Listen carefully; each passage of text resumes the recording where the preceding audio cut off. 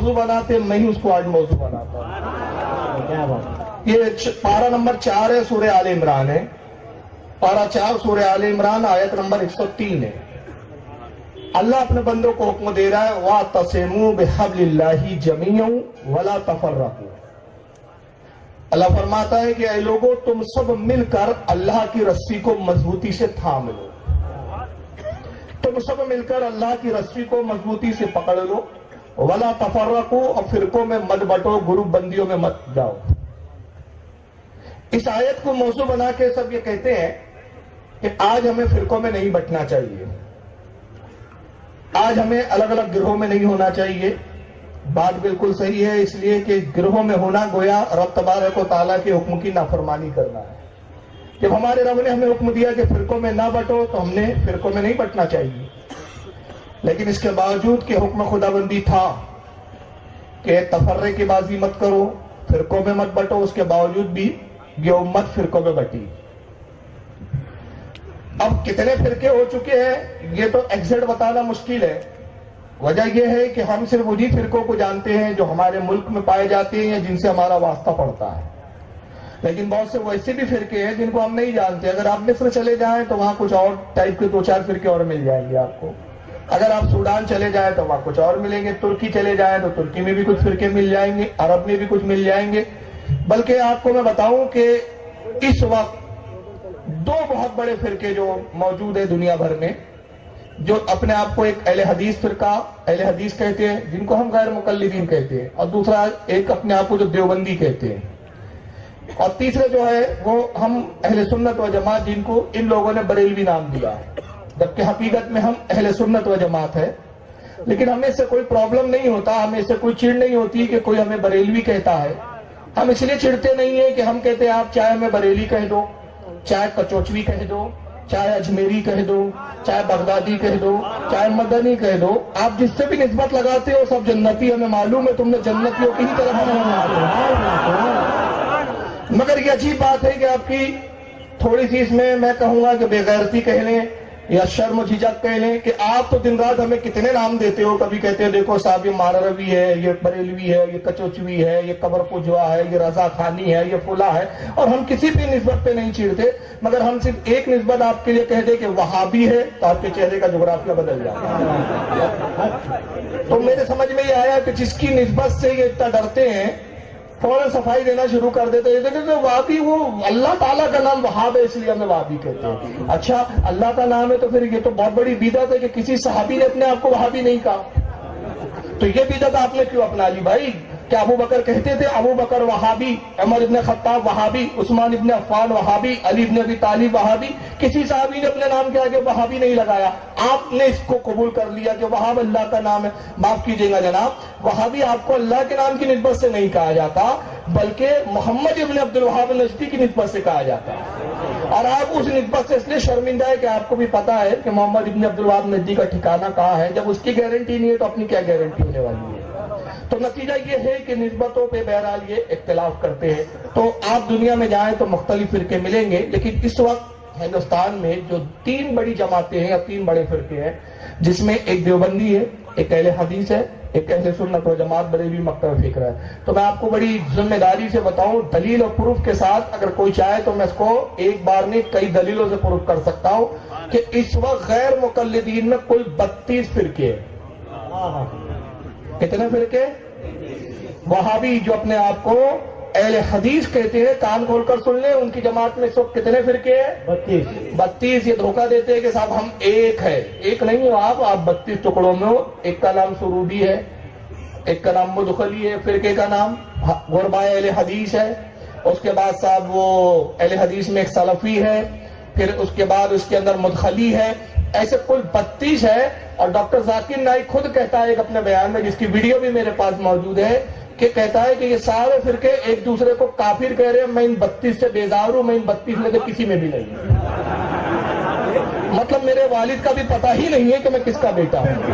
اس نے باپ ہی کا انکار کر دیا. میرے پاس وہ ویڈیو موجود ہے, ضرورت پڑے گی تو میں دکھا بھی دوں گا. تو وہ خود کہتا ہے کہ صاحب یہ 32 سے میں پریشان ہوں. تو اہل حدیث جماعت میں خود 32 ہے, مگر یہ چھپاتے ہیں.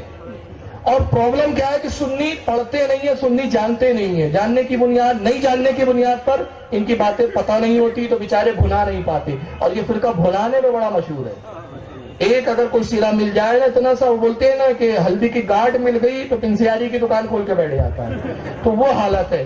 اور اس وقت دیوبندیوں میں بھی دو فرقے بڑے، حالانکہ چھوٹے وہ چھٹپائیے 3-4 ہیں ان کے، لیکن دو بڑے فرقے دیوبندیوں میں، ایک ہے حیاتی اور ایک ہے مماتی۔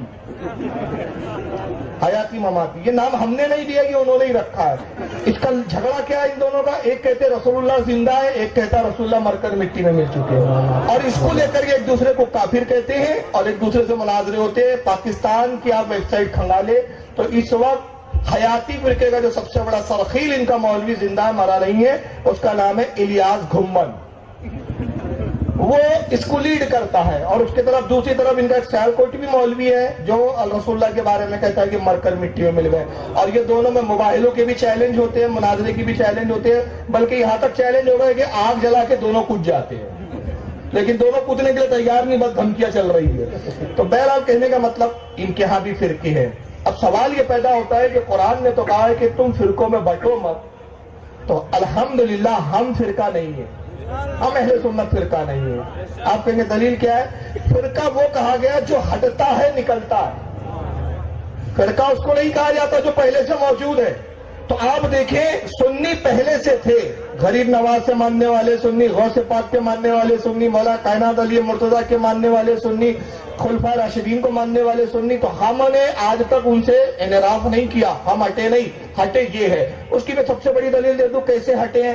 یہ ہٹے ایسے کہ آپ اپنی بستی کا جائزہ لیں اور اپنی بستی میں دیکھیں کہ آج سے 40 سال پہلے، 30 سال پہلے، 50 سال پہلے جو بھی پہلا وہابی تھا، جو بھی پہلا شخص تبلیغی بنا، جو بھی پہلا شخص دیوبندی ہوا، اسی کو پکڑے اور اس بوڑھے سے پوچھے 40 سال اور 45 سال پہلے بنے ہوئے وہابی سے کہ چچا جان یہ بتائیے، بولنا کہ آپ کے ابا کیا تھے، تو وہ بے ساختہ کہیں گا ہمارے ابا بھی بریلوی بدعتی تھے، بولے نا ایسا ہی، یعنی مطلب یہ کہ باپ بھی اس کا دیوبندی نہیں تھا، تبلیغی نہیں تھا، اور اگر خدا نہ خواستہ باپ بھی اگر بدبودار رہا تو کہیں گا دادا تو پکے بریلوی تھے، وہی بدعتی تھے۔ تو ان سے کہیے کہ جناب یہ بتائیے کہ آپ کا باپ سنی تھا، دادا سنی تھا، دادا کا دادا سنی تھا، لکڑ دادا سنی، چھکڑ دادا سنی، پکڑ دادا سنی، سب سنی، یہاں سے وہاں تک سب سنی، تو اسلام پہلے آیا کہ اسلام اب آیا ہے؟ اسلام پرانا ہے کہ ابھی ہے؟ تو آپ جتنا پیچھے جاؤں گے اتنا نبی سے قریب ہوں گے، اور جتنا آگے جاؤں گے نبی سے اتنا دور ہوں گے۔ تو جو دور ہوتا جائیں گا، جس کے عقائد نبی کے عقائد سے دور ہوتے جائیں گے وہ فرقہ ہوگا، اور جس کے عقیدے پیچھے کی طرف جائیں گے اس کا عقیدہ کیا ہوگا؟ درست ہوگا۔ تو سنیوں کی حقانیت کی دلیل یہ کہ ہم پچھلی باتیں کرتے، ہم کہتے غوث کی بات کرو، خواجہ کی بات کرو، صحابہ کی بات کرو، اہل بیت کی بات کرو، ہم پیچھے جاتے، اور تم کہتے صحابہ کو چھوڑو، ولیوں کو چھوڑو، بزرگوں کو چھوڑو، سب چھوڑو، نیاز چھوڑو، یہ چھوڑو، وہ چھوڑو۔ کسی نے کہا دیوبند کیوں کہا جاتا ہے اس کو؟ میں نے کہا دیوبند اس لیے کہا جاتا ہے کہ ان کی تھیوری یہی ہے کہ فاتحہ بند، نیاز بند، عرس بند، میلاد بند، بزرگوں کی عقیدت بند، قبر پہ جانا بند، سب بند بند بند کار دیوبند۔ تو ہم نے کہا تم نے سب بند، جو پہلے تھا اس کو تو تم نے اب بند کیا، بند کا مطلب پہلے تھا اب بند کیا، تو تم نئے ہو، پرانے نہیں ہو، تم نئے ہو، اور جب تم نئے ہو اور تم نے سب بند کیا تو انشاءاللہ وہ دن آنے والا ہے کہ قیامت کا دن ہوگا اور سنیوں تو فرشتے کہیں گے سب چالو تھا، تیرے لیے جنت کے دروازے بھی چالو، اور تیرے لیے سب بند تھا تو تیرے لیے جنت کے بھی دروازے بند۔ تو بہرحال یہ فرقے تو ہو چکے، اس کو نہ آپ روک سکتے ہیں نہ میں روک سکتا ہوں، لیکن کچھ لوگ نعرہ ضرور لگاتے ہیں کہ ہمیں فرقوں میں نہیں بٹنا چاہیے کیونکہ قرآن نے کہا بٹو مت، تو سب ایک ہو جاؤ، سب ایک پلیٹ فارم پر آ جاؤ۔ ہم نے کہا یار نعرہ تو بڑا اچھا ہے، واقعی مسلمانوں کو ایک پلیٹ فارم پر آنا چاہیے، لیکن سوال یہ کہ وہ پلیٹ فارم کون سا ہے جہاں پر سب کو جمع کیا جائے؟ کیا وہ پلیٹ فارم جس پر غوث ہو وہ بہتر ہے کہ جہاں غوث نہ ہو وہ پلیٹ فارم بہتر ہے؟ وہ پلیٹ فارم جہاں خواجہ ہے وہ پلیٹ فارم چھوڑ کے کوئی اور پلیٹ فارم پہ آپ بلائے وہاں کمپرومائز ہو سکتا ہے؟ نہیں سکتا ہے تو نعرہ تو آپ کا بڑا خوش اچھا ہے کہ آپ ایک جگہ آ جائیے, سب امت بن جائیے, ایک ہو جائیے, فرقوں میں نہ بٹیے. تو ہم کہتے ہیں کہ آپ ہمیں کہہ رہے فرقوں میں نہ بٹیے کی, تو بات ایسی ہوئی کہ ایک باپ کے 4 بیٹے تھے, 2 بیٹوں نے گھر چھوڑ دیا, گھر چھوڑ کے نکل گئے, باہر جا کے چلا رہے ابو فرقوں میں مت بٹیے, ابو جان چھوڑیے مت, نگھٹیے مت. تو باپ کہنا کمبخت میں تو اپنے گھر میں اب بھی موجود ہے, تم نے چھوڑا ہے مجھے, تم نکلے ہو, تم اندر آؤ, تم باہر آ کے مجھے باہر بلا رہے ہو. تو چھوڑا تو تم نے, غوث پاک کو تم نے چھوڑا, غریب نواز کو تم نے چھوڑا, شیخ فرید الدین کو تم نے چھوڑا, مخدوم سمنا کو تم نے چھوڑا, سارے پہلے کے بزرگوں کو تم نے چھوڑا, اور ہم سے کہہ رہے آ جاؤ, ایک ہو جاؤ, ایک ہو جاؤ. ایک ہونا ہے تو جہاں سے گھر سے نکلے ہو آ جاؤ, اور آ جاؤ اس لیے آ جاؤ کہ صبح کا بھولا اگر شام کو لوٹ آئے تو بھولا نہیں کہتے. اس سے پہلے کہ شام ہو آ جاؤ, اگر شام گزر گئی اور رات ہو گئی تو لوٹ نہ سکو گے, ملک الموت پکڑ لے گا. کہنا وقت گزر گیا, جب تجھے مہلت تھی تو نے اس کا وقت کا استعمال نہیں کیا.